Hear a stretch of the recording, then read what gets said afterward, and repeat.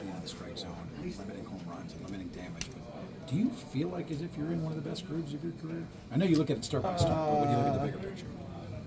I don't know if that's the way I'd put it, right? Like you said, it really is only just one start at a time. I think when you start looking big picture in the middle of the season, you can just kind of lose your way and lose your process a little bit. You know, maybe at the end of the year, I'll look back and reflect, but I mean, as of right now, I'm concerned about tomorrow, and that's about it. I'll ask you, and then I'll rephrase it in this way. With where you came from, the surgeries you came off of, do you even surprise yourself at where you are right now at this point? I mean, I don't know. I feel like I've always had, you know, a decent amount of self-confidence, and so ultimately I think if you prepare, you give yourself the best opportunity at success, and I mean, that's really all you know, I'm trying to do. Results that are somewhat luck-driven, so to sit back and say, you know, the results are 100% based on something I'm doing in particular, that's just not true. All you can do is, you know, do your best to prepare going into a game, and then just try and stay one pitch at a time and execute one pitch at a time. And if you can do those two things, I think you usually give yourself the best opportunity for success, but obviously that's never guaranteed. How do you try to attack that lineup when they've got 4 20-plus home run hitters in a ballpark that's given up a ton of this year? I think you got to stay aggressive.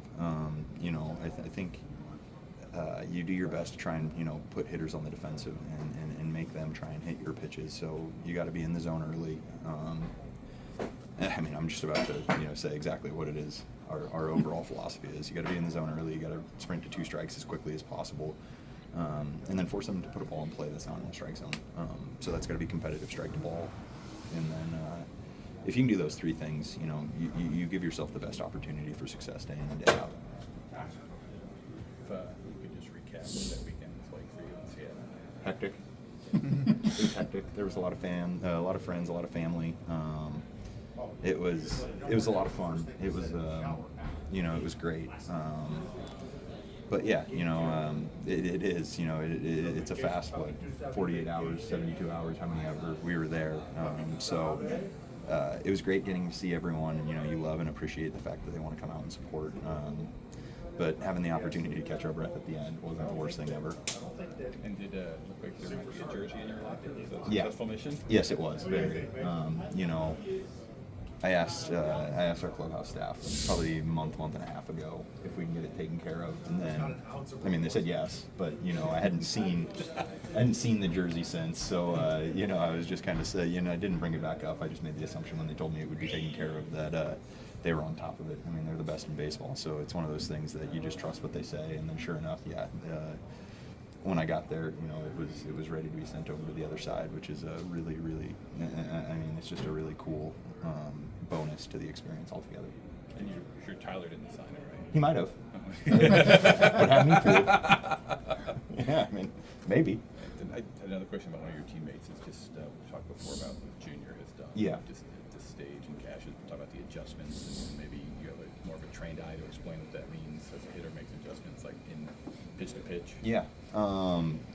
You know, I don't think there was ever a question on the bat to ball ability or the thump that he provides, but his ability to start, you know, controlling the strike zone a little bit more. But I mean, more impressively, I think the jumps he's made defensively have been what have, you know, been the biggest. I don't want to say surprise, but, you know, the biggest.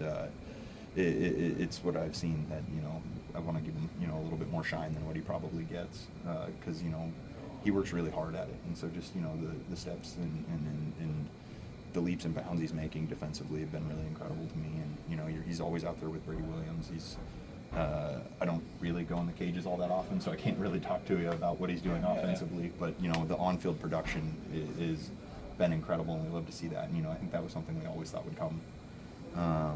But yeah, the strides he's making defensively are also, you know, something that I think need to be noted. You've pitched for a lot of major leaguers. You've seen a lot of really good, bright young stars in this league. When you look at Junior, do you even think he's getting maybe not even the massive respect that he does deserve among some of the game's greats with what he's doing? I mean, he's hitting 260 with 30-something homers. Like, I mean, I don't think there's a single pitching staff that we play that, you know, looks at our lineup and just says, you know, it'll be fine.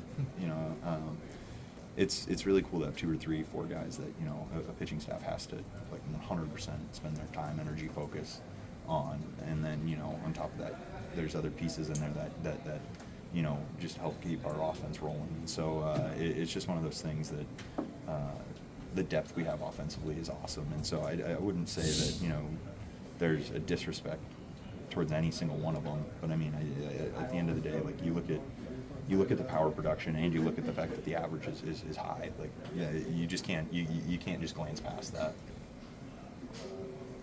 Thank you, Drew. Yep. Thank you.